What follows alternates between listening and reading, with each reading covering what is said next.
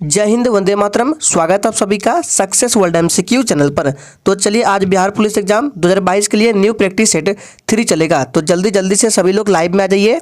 सभी को good evening. तो चलिए, आपका बिल्कुल भी टाइम बर्बाद ना करते हुए आज के सेशन को स्टार्ट करते हैं। एक बार सभी लोग सेशन को शेयर कर देंगे। तो आज के सेशन का सबसे पहला प्रश्न है, निम्नलिखित में से किसको संविधान की आत्मा कहा गया है। ऑप्शन आपके सामने 4 दिए गए हैं और आपको प्रत्येक प्रश्न के लिए आंसर करने के लिए मैक्सिमम 5 सेकंड का टाइम दिया जाता है। और जो भी स्टूडेंट चैनल पर पहली बार आए उनको बता दें, ये क्लास आपको हर रोज रात 8 बजे लाइव चैट के साथ मिलता है। तो सभी को रात 8 बजे आना है। चलिए, प्रत्येक स्टूडेंट को लाइव चैट में आंसर करते जाना है। इसका राइट आंसर, जो भी बच्चे लाइव चैट में ऑप्शन सी को दिए हैं, बिल्कुल सही जवाब दे रहे हैं। प्रस्तावना को याद रखना है। निम्नलिखित में से किसको संविधान की आत्मा कहा गया है, तो प्रस्तावना को संविधान की आत्मा कहा गया है। और याद रखना है, प्रस्तावना का जो विचार है ये अमेरिका देश के संविधान से लिया गया है। इंपॉर्टेंट है, पूछा जाता है। और प्रस्तावना की जो भाषा है इसको ऑस्ट्रेलिया देश के संविधान से लिया गया है। दोनों पॉइंट्स को याद रखना है। प्रस्तावना का विचार किस देश से, तो अमेरिका देश से, और प्रस्तावना की जो भाषा है उनको ऑस्ट्रेलिया देश के संविधान से लिया गया है। दूसरा प्रश्न है, किस मुगल सम्राट ने प्रसिद्ध तख्त ए हाउस मयूर सिंहासन बनवाया था। मोस्ट इंपॉर्टेंट और वीवीआई प्रश्न आपके एग्जाम के लिए। चलिए आंसर करेंगे। प्रत्येक स्टूडेंट को लाइव चैट में आंसर करते जाना है। और फ्रेंड्स बता दें, इससे पहले आपका 1 से लेकर टोटल 20 तक इंपॉर्टेंट प्रैक्टिस सेट हो चुका है। अगर आपने 20 प्रैक्टिस सेट को नहीं देखा है तो सभी वीडियो के प्लेलिस्ट बना दिए गए हैं। आपको लिंक वीडियो के डिस्क्रिप्शन बॉक्स में मिल जाएगा, जाकर देख सकते हैं। और सभी सेशन के पीडीएफ भी अपलोड कर दिए गए, वो भी आंसर के साथ टेलीग्राम चैनल पर। टेलीग्राम चैनल का लिंक आपको वीडियो के डिस्क्रिप्शन बॉक्स में ही मिल जाएगा। तो इसका राइट आंसर, जो भी बच्चे ऑप्शन डी को दे रहे हैं, बिल्कुल सही जवाब दे रहे हैं। मयूर सिंहासन किसने बनवाया था, तो शाहजहां ने। ऑप्शन डी प्रश्न का बिल्कुल सही जवाब हो जाएगा। इंपॉर्टेंट प्रश्न है, याद रखने हैं। तीसरा प्रश्न है, इतिहासकार ने कहा था अकबर का दीन ए इलाही उसकी मूर्खता का स्मारक था। यानी कि किस इतिहासकार ने कहा था कि अकबर का जो दीन ए इलाही है उसकी मूर्खता का स्मारक था। चलिए, इसका राइट आंसर फटाफट से करेंगे। तो बात करते हैं दीन ए इलाही। याद रखना है, अकबर ने 1582 ईस्वी में, इस डेट को याद रखना है, अकबर ने 1582 ईस्वी में दीन ए इलाही धर्म की शुरुआत की थी। याद रखना है। और मूर्खता का स्मारक किसने कहा था, तो इसका राइट आंसर बी के साथ चला जाएगा, वी ए स्मिथ। याद रखना है, बी बिल्कुल सही जवाब हो जाएगा, वी ए स्मिथ। चलिए शिक्षक आगे बढ़ते हैं। चौथा प्रश्न है, थायराइड से निकलने वाला हार्मोन थायरोक्सिन है। फटाफट से आंसर करेंगे, सोच समझ का आंसर करना है। और फ्रेंड्स, अगर आपको किसी भी प्रश्न में थोड़ा भी डाउट होता है तो तुरंत आप कमेंट करके पूछ सकते हैं, आपको रिप्लाई तुरंत दिया जाएगा। तो थायराइड से निकलने वाला हार्मोन थायरोक्सिन कौन है, तो फिनॉल है। याद रखना है, ऑप्शन ए प्रश्न का बिल्कुल सही जवाब हो जाएगा, फिनॉल। याद रखना है, इंपॉर्टेंट प्रश्न है। चलिए इसी के साथ आगे बढ़ते हैं। नेक्स्ट है, तानसेन के गुरु कौन थे। इंपॉर्टेंट प्रश्न आंसर करेंगे। और आपको एक भी प्रश्न फालतू नहीं कराएंगे, सारे प्रश्न एग्जाम से रिलेटेड लिए गए हैं। तो तानसेन के गुरु कौन थे, याद रखना है, तानसेन के गुरु स्वामी हरिदास थे। याद रखना है, स्वामी हरिदास तानसेन के गुरु थे। और तानसेन जो है ये अकबर के दरबार में रहते थे। याद रखना है। नेक्स्ट है, रुपया नाम का चांदी का सिक्का सबसे पहले किसने चलाया था। फटाफट से आंसर करते जाएंगे। यहाँ पे रुपया होगा इस तरह से। चलिए, रुपया नाम का चांदी का सिक्का सबसे पहले किसने चलाया था, फटाफट से आंसर करेंगे सभी लोग।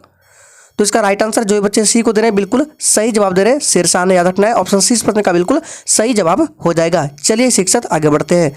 नेक्स्ट है, उपजाऊ मिट्टी जो समान फसलें उगाने के लिए अनुकूल है उसका पीएच मान कितना होना चाहिए। फटाफट से आंसर करते जाएंगे। यहाँ पे उपजाऊ छूट गया, टाइपिंग एरर है। क्या हो जाएगा, उपजाऊ। तो क्या हो जाएगा प्रश्न कि उपजाऊ मिट्टी जो समान फसलें उगाने के लिए अनुकूल है उसका पीएच मान कितना होना चाहिए। तो याद रखना है, 6 से 7 होना चाहिए। ऑप्शन सी प्रश्न का बिल्कुल सही जवाब हो जाएगा। और जो भी स्टूडेंट चैनल पर पहली बार आए, चैनल पे नए आए हैं, उनको बता दें कि इस चैनल पर आपको बिहार पुलिस की बेहतरीन तैयारी कराई जाएगी। इसलिए जो भी नए हैं चैनल को सब्सक्राइब करके साथ में बेल आइकन को जरूर प्रेस कर लेंगे, ताकि मेरे सभी क्लास का नोटिफिकेशन आप तक पहुंचते रहे। नेक्स्ट क्वेश्चन है, भूमध्य सागर से भारत के उत्तरी भाग में निम्न में से कौन सी पवन बहती है। इंपॉर्टेंट प्रश्न आंसर करेंगे।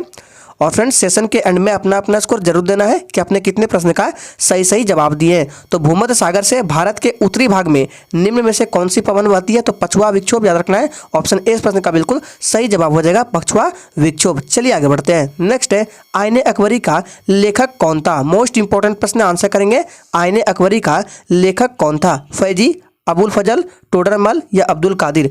तो याद रखना है, इसका राइट आंसर क्या जाएगा, आईने अकबरी का लेखक कौन था, ऑप्शन बी के साथ चला जाएगा। याद रखना है, ऑप्शन 20 प्रश्न का बिल्कुल सही जवाब हो जाएगा। चलिए इसी के साथ आगे बढ़ते हैं। नेक्स्ट है, भारत में सबसे बड़ी मानव निर्मित झील कौन सी है। चिल्का, डल, सांबर या गोविंद बल्लभ पंत सागर। फटाफट से आंसर करते जाएंगे। और फिर से बोल रहे हैं प्रत्येक स्टूडेंट को लाइव चैट में आंसर करने हैं, सभी स्टूडेंट को करने हैं ताकि सभी का रिवीजन प्रॉपर हो सके। तो भारत में सबसे बड़ी मानव निर्मित झील कौन सी है? तो गोविंद बल्लभ पंत सागर। जो भी बच्चे डी को दे रहे हैं बिल्कुल सही जवाब दे रहे हैं। और ये चिल्का झील है, ये एक प्रकार की लेगून झील है, पूछा जाता है, याद रखना है। सांबर जो है ये खारे पानी की झील है, याद रखना है। नेक्स्ट है हिमालय उदाहरण है, आंसर करेंगे। किस पर्वत का उदाहरण है हिमालय? वलित पर्वत, ब्लॉक पर्वत, प्राचीन पहाड़ या अवशिष्ट पहाड़? चलिए आंसर करेंगे फटाफट से। तो चलिए 11 का राइट आंसर जो भी बच्चे ऑप्शन ए को दे रहे हैं बिल्कुल सही जवाब दे रहे हैं। वलित पर्वत का उदाहरण है हिमालय, याद रखना है। ऑप्शन ए इस प्रश्न का बिल्कुल सही जवाब हो जाएगा। नेक्स्ट है बाबर ने अपनी आत्मकथा तुजू के बाबरी किस भाषा में लिखी? फटाफट से आंसर करेंगे। ध्यान दीजिए यहाँ पे तुजू के बाबरी है, ना कि बाबरनामा। तो बाबर ने अपनी आत्मकथा तुजू के बाबरी किस भाषा में लिखी है? आंसर करेंगे। चलिए तो इसका सही जवाब जो भी बच्चे सी को दे रहे हैं बिल्कुल सही जवाब दे रहे हैं, तुर्की भाषा में लिखी, याद रखना है। ऑप्शन सी इस प्रश्न का बिल्कुल सही जवाब हो जाएगा। लेकिन बाद में याद रखना है, बाद में तुजू के बाबरी का अकबर के निर्देश पर तुजू के बाबरी को फारसी में अनुवाद किया गया, जिसका नाम बाबरनामा रखा गया, याद रखना है। तो बाबरनामा किस भाषा में है? तो बाबरनामा आपका फारसी भाषा में है, लेकिन तुजू के बाबरी ये तुर्की भाषा में, याद रखना है, इंपॉर्टेंट है। चलिए आगे बढ़ते हैं। नेक्स्ट है मुगल शासकों में सबसे पहले साम्राज्य को प्रांतों में किसने बांटा? इंपॉर्टेंट प्रश्न, आंसर करेंगे। चलिए सोच समझ का आंसर करना है। मुगल शासकों में सबसे पहले साम्राज्य को प्रांतों में किसने बांटा? तो अकबर ने, याद रखना है। ऑप्शन सी इस प्रश्न का बिल्कुल सही जवाब हो जाएगा। अकबर ने 12 प्रांतों में, याद रखना है, 12 प्रांतों में बांटा। नेक्स्ट है भारतीय संविधान का कौन सा भाग प्रेस की स्वतंत्रता को सुनिश्चित करता है? इंपॉर्टेंट प्रश्न है, चलिए आंसर करेंगे। भारतीय संविधान का कौन सा भाग प्रेस की स्वतंत्रता को सुनिश्चित करता है? तो आर्टिकल 19, याद रखना है। ऑप्शन सी इस प्रश्न का बिल्कुल सही जवाब हो जाएगा। अनुच्छेद 19, याद रखना है। इसमें अभिव्यक्ति की स्वतंत्रता है, याद रखना है। और अगर आपको ये सेशन अच्छा लग रहा है तो सभी लोग दिल से एक बार सेशन को लाइक करेंगे। चलिए फटाफट से सभी लोग लाइक करेंगे। तो इसका राइट आंसर क्या होगा? चलिए क्वेश्चन क्या है? तो भारतीय राष्ट्रीय कांग्रेस की सबसे पहली महिला अध्यक्ष पूछा जा रहा है। इंपॉर्टेंट प्रश्न, आंसर करेंगे। यहाँ से 3 से 4 प्रश्न बनेंगे, चलिए उन सभी को बता देते हैं। तो याद रखना है भारतीय राष्ट्रीय कांग्रेस की सबसे पहली महिला अध्यक्ष पूछा जा रहा है, ना कि भारतीय महिला अध्यक्ष। तो इसका राइट आंसर जो भी बच्चे सी को दे रहे हैं बिल्कुल सही जवाब दे रहे हैं। एनी बेसेंट इसका राइट आंसर हो जाएगा। एनी बेसेंट जो है 1917 में, इस डेट को भी याद रखना है, 1917 में कलकत्ता अधिवेशन में अध्यक्षता की थी, याद रखना है। अगर आपसे क्वेश्चन पूछे कि भारतीय राष्ट्रीय कांग्रेस की सबसे पहली भारतीय महिला अध्यक्ष पूछे तो सरोजनी नायडू इसका राइट आंसर हो जाएगा। सरोजनी नायडू जो है 1925 ईस्वी में, याद रखना है, 1925 ईस्वी में कानपुर अधिवेशन की अध्यक्षता की थी, याद रखना है। और भारतीय राष्ट्रीय कांग्रेस की स्थापना 28 दिसंबर, याद रखना है, 28 दिसंबर 1885 ईस्वी को ए.ओ. ह्यूम ने किया था, याद रखना इंपॉर्टेंट है। चलिए शिक्षक आगे बढ़ते हैं। नेक्स्ट है राष्ट्रपति के त्यागपत्र की सूचना उपराष्ट्रपति सबसे पहले किसको देता है? चलिए आंसर करेंगे। सोच समझ का आंसर करना है। सारे प्रश्न सिलेक्टेड है, आपके सिलेबस पर आधारित है। चलिए तो राष्ट्रपति के त्यागपत्र की सूचना उपराष्ट्रपति सबसे पहले किसको देता है? तो लोकसभा अध्यक्ष को, याद रखना है। ऑप्शन सी इस प्रश्न का बिल्कुल सही जवाब हो जाएगा। चलिए आगे बढ़ते हैं। नेक्स्ट है सारनाथ में अपना प्रथम प्रवचन किसने दिया था? फटाफट से आंसर करेंगे। यानी कि सारनाथ में अपना प्रथम प्रवचन बोला जा रहा है, किसने दिया था? महावीर ने, शंकराचार्य ने, महात्मा बुद्ध ने या गुरु नानक ने? तो इसका राइट आंसर जो भी बच्चे सी को दे रहे हैं बिल्कुल सही जवाब दे रहे हैं आप लोग। महात्मा बुद्ध ने दिया था, सी बिल्कुल सही जवाब हो जाएगा। चलिए आगे बढ़ते हैं। नेक्स्ट है पेरू और चिली के पश्चिमी तटों पर चलने वाले समुद्री समीर को क्या कहते हैं? सोच समझ का आंसर करना है। चलिए तो पेरू और चिली के पश्चिमी तटों पर चलने वाली समुद्री समीर को क्या कहते हैं? इसका राइट आंसर हो जाएगा पेम्परो कहते हैं, रखना है, पेम्परो कहते हैं। सी इस प्रश्न का बिल्कुल सही जवाब हो जाएगा। नेक्स्ट है जीरोप्थेल्मिया आहार में किसकी कमी से होता है? फटाफट से आंसर करेंगे। जीरोप्थेल्मिया रोग जो है आहार में किसकी कमी से होता है? प्रोटीन, विटामिन ए, राइबोफ्लेविन या इनमें से कोई नहीं? सोच समझ का आंसर करना है। चलिए तो 19 का राइट आंसर जो भी बच्चे ऑप्शन बी को दे रहे हैं बिल्कुल सही जवाब दे रहे हैं, विटामिन ए, याद रखना है। विटामिन ए का रासायनिक नाम क्या है? तो रेटिनॉल है। और विटामिन ए की कमी से कौन सा रोग होता है? तो याद रखना है रतौंधी नामक रोग होता है। और विटामिन बी का रासायनिक नाम क्या है? तो थायमिन है। कमी से क्या होता है? बेरी बेरी नामक रोग होता है। विटामिन सी का रासायनिक नाम एस्कॉर्बिक एसिड है, इसकी कमी से स्कर्वी नामक यह रोग होता है, याद रखने। सभी पॉइंट्स को याद रखना इंपॉर्टेंट है। नेक्स्ट है भारतीय राष्ट्रीय कांग्रेस के गठन के समय भारत का गवर्नर जनरल कौन था? मोस्ट इंपॉर्टेंट प्रश्न, आंसर करेंगे। चलिए भारतीय राष्ट्रीय कांग्रेस के गठन के समय भारत का गवर्नर जनरल कौन था? तो इसका राइट आंसर जो ये बच्चे ऑप्शन क्या दे रहे हैं जी, बिल्कुल बी को दे रहे हैं, बिल्कुल सही जवाब दे रहे हैं लॉर्ड डफरिन। याद रखना है 20 प्रश्न का बिल्कुल सही जवाब हो जाएगा लॉर्ड डफरिन। चलिए इसी के साथ आगे बढ़ते हैं। नेक्स्ट है, एक कृत्रिम उपग्रह में विद्युत ऊर्जा का स्रोत क्या होता है? चलिए आंसर करते जाएंगे। एक कृत्रिम उपग्रह में विद्युत ऊर्जा का स्रोत क्या होता है? तो इसका राइट आंसर हो जाएगा क्या होता है? सौर सेल होता है। याद रखना है बी बिल्कुल सही जवाब हो जाएगा। और फ्रेंड्स हमने पहले भी बोला है कि आपको सारे सेशन का पीडीएफ एक साथ दिया जाएगा। चलिए इसी के साथ आगे बढ़ते हैं। नेक्स्ट है, निम्नलिखित में से कौन ड्राफ्टिंग कमेटी का सदस्य नहीं था? सोच समझ का आंसर करना है। यहाँ पे ड्राफ्टिंग कमेटी का सदस्य नहीं बोला जा रहा है, इन चारों ऑप्शन में से कौन नहीं था? तो सबसे पहले बात करते हैं कि ड्राफ्टिंग कमेटी के अध्यक्ष कौन थे। तो याद रखना है इसके अध्यक्ष थे डॉक्टर BR अम्बेडकर। और इसमें कौन नहीं थे? तो विजय राघवाचारी, ये इसके सदस्य नहीं थे, बाकी तीनों थे, याद रखने हैं। और आप लोग कमेंट करके बताएंगे कि ड्राफ्टिंग कमेटी में कितने मेंबर थे। देखते हैं कितने बच्चे आंसर करते हैं, कमेंट बॉक्स में इसका आंसर करना है। नेक्स्ट है, निम्न में से किस पंचवर्षीय योजना के दौरान मानव संसाधन के विकास पर बल दिया गया था? मोस्ट इंपॉर्टेंट प्रश्न है, चलिए आंसर करेंगे। निम्न में से किस पंचवर्षीय योजना के दौरान मानव संसाधन के विकास पर बल दिया गया था? तो इसका राइट आंसर क्या हो जाएगा? तो जो बच्चे सी को दे रहे हैं बिल्कुल सही जवाब दे रहे हैं 8वीं पंचवर्षीय योजना हो जाएगा। सी इस प्रश्न का बिल्कुल सही जवाब हो जाएगा 8वीं पंचवर्षीय योजना। चलिए आगे बढ़ते हैं। नेक्स्ट है, भारतीय संसद द्वारा नागरिकता अधिनियम किस वर्ष पारित किया गया था? मोस्ट इंपॉर्टेंट प्रश्न, आंसर करेंगे। भारतीय संसद द्वारा नागरिकता अधिनियम किस वर्ष पारित किया गया था? फटाफट से 24 के लिए आंसर करेंगे सभी लोग लाइव चैट में। तो लाइव चैट में जो भी बच्चे ऑप्शन सी को दे रहे हैं बिल्कुल सही जवाब दे रहे हैं 1955 ईस्वी में। याद रखना है सी इस प्रश्न का बिल्कुल सही जवाब हो जाएगा। और संसद जो है ये भारतीय संविधान के आर्टिकल 79 में दिया गया है, याद रखना है। और इसके बाद जो राज्यसभा है, राज्यसभा जो है 80 में दिया गया है और लोकसभा जो है 81 में दिया गया है। तीनों को याद रखना है, संसद 79 में, राज्यसभा दिया गया 80 में और लोकसभा जो है ये आर्टिकल 81 में दिया गया है। तीनों को याद रखना इंपॉर्टेंट है। चलिए इसी के साथ आगे बढ़ते हैं। नेक्स्ट है, भारतीय अशांति के पिता के रूप में किसे जाना जाता है? इंपॉर्टेंट प्रश्न, आंसर करेंगे। भारतीय अशांति के पिता के रूप में किसे जाना जाता है? भगत सिंह, चंद्रशेखर आजाद, महात्मा गांधी या बाल गंगाधर तिलक को? तो इसका सही जवाब ऑप्शन डी के साथ चला जाएगा, बाल गंगाधर तिलक को। डी इस प्रश्न का बिल्कुल सही जवाब हो जाएगा। याद रखना है भगत सिंह को, भगत सिंह ने नौजवान सभा की स्थापना की थी, याद रखना है। नेक्स्ट है, पुष्यमित्र शुंग ने निम्नलिखित में से किस पुरोहित की सहायता से अश्वमेध योग यज्ञ का आयोजन किया था? फटाफट से आंसर करेंगे।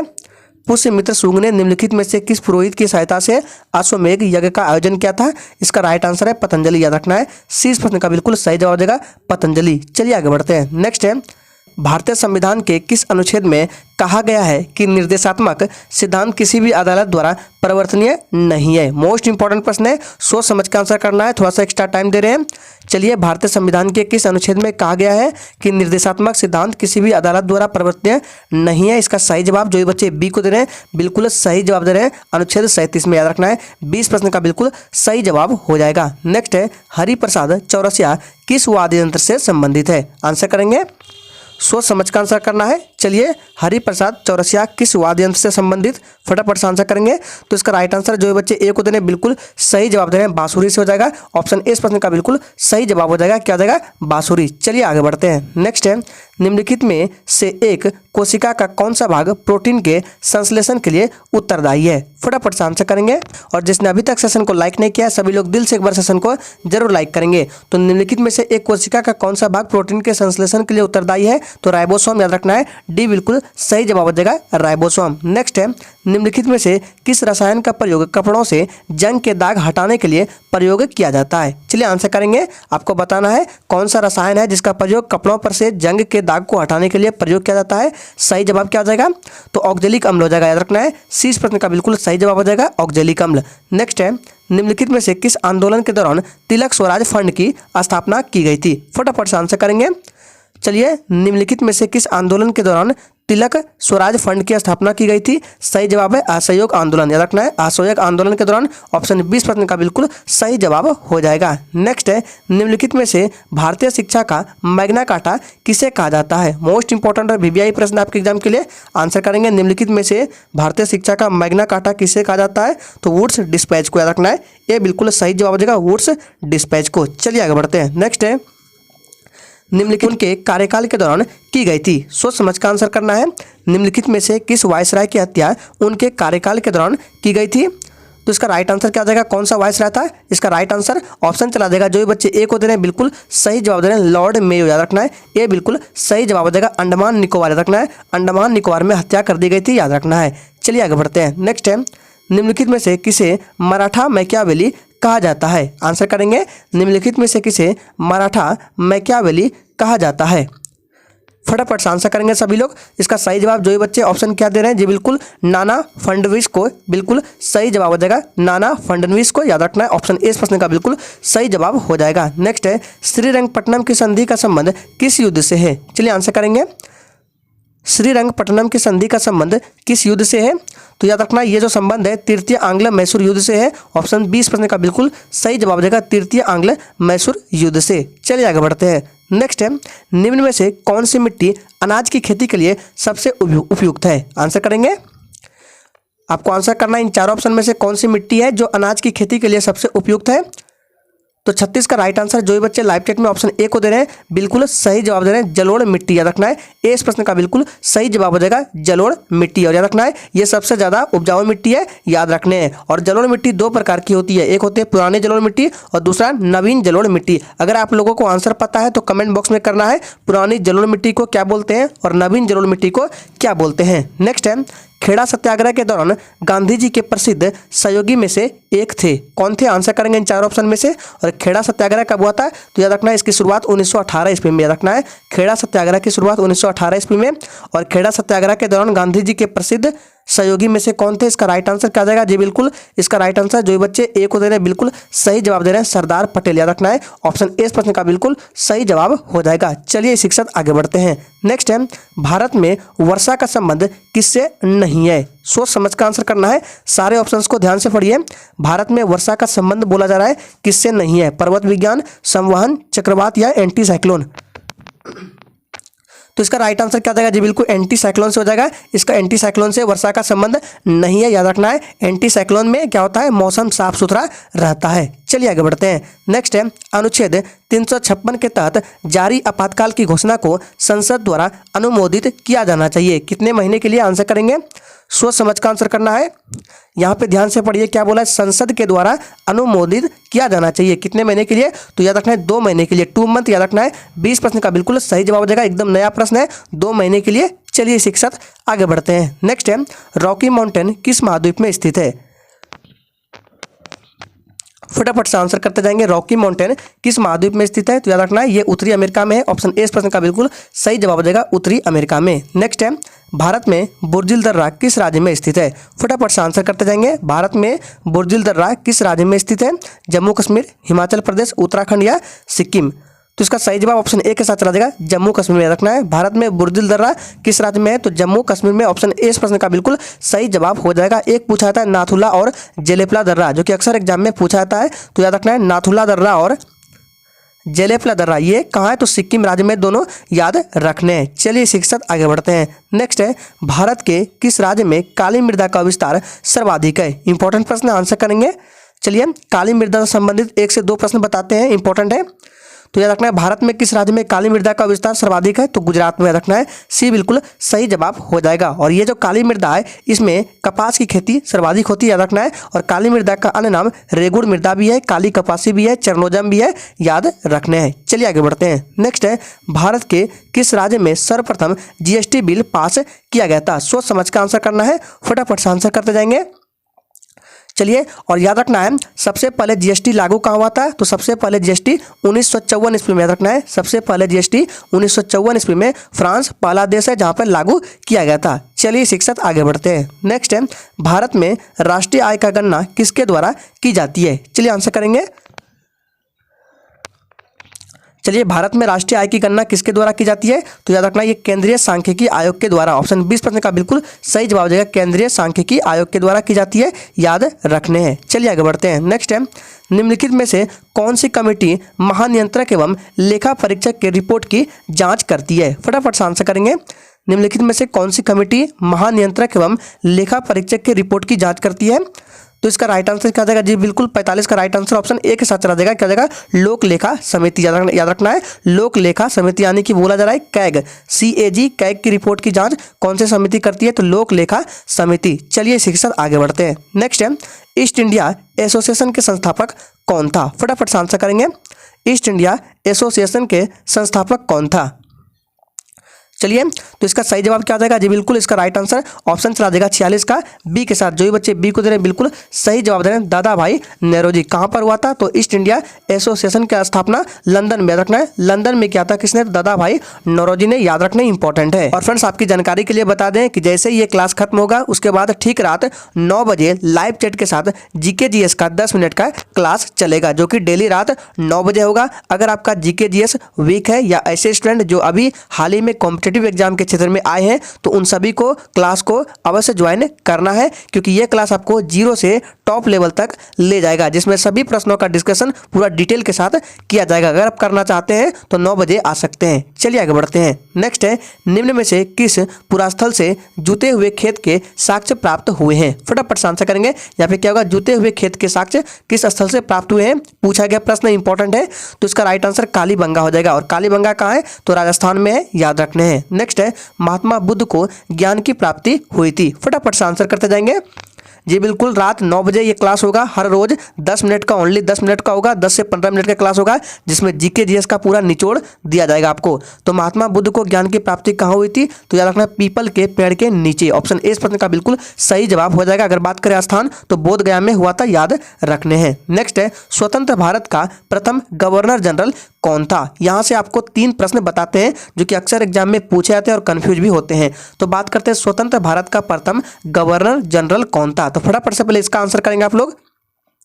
तो इसका सही जवाब जो भी बच्चे ए को दे रहे हैं बिल्कुल सही जवाब दे रहे हैं, लॉर्ड माउंटबेटन। ये स्वतंत्र भारत के प्रथम गवर्नर जनरल थे। अगर पूछे कि भारत के प्रथम गवर्नर जनरल से पूछे, स्वतंत्र भारत हटा दिया जाए, तो इसका राइट आंसर क्या जाएगा? विलियम बेंटिंक हो जाएगा। याद रखना है, विलियम बेंटिंक भारत के प्रथम गवर्नर जनरल थे। अगर आपसे पूछे कि बंगाल के पहले गवर्नर जनरल कौन थे, तो वॉरेन हेस्टिंग। याद रखना है, ऑप्शन बी में जो है ये बंगाल के प्रथम गवर्नर जनरल थे। अगर बात करें कि भारत का पहले वायसराय कौन थे, भारत के पहले वायसराय बात करें तो लॉर्ड कैनिंग हो जाएगा। सभी पॉइंट्स को याद रखना है, लॉर्ड कैनिंग भारत के पहले वायसराय, वॉरेन हेस्टिंग बंगाल का प्रथम गवर्नर जनरल, और लॉर्ड माउंटबेटन ये स्वतंत्र भारत का प्रथम गवर्नर जनरल, और एक हमने क्या बताया, विलियम बेंटिक जो भारत के प्रथम गवर्नर जनरल थे। तीनों प्रश्नों को याद रखना है। अक्सर ये प्रश्न बार बार एग्जाम में पूछे जाते हैं और अक्सर बच्चे गलत करके आ जाते हैं। नेक्स्ट है, कागज का आविष्कार किस देश में हुआ? फटाफट से आंसर करेंगे, कागज का आविष्कार किस देश में हुआ? चलिए, तो इसका सही जवाब हो जाएगा चीन। याद रखना है, चीन देश में हुआ। सी प्रश्न का बिल्कुल सही जवाब हो जाएगा। तो आज के सेशन में केवल 50 प्रश्नों को ही रखा गया था। तो आज के लिए इतना ही। चलिए, कल फिर मिलते हैं रात 8 बजे नेक्स्ट क्लास के साथ।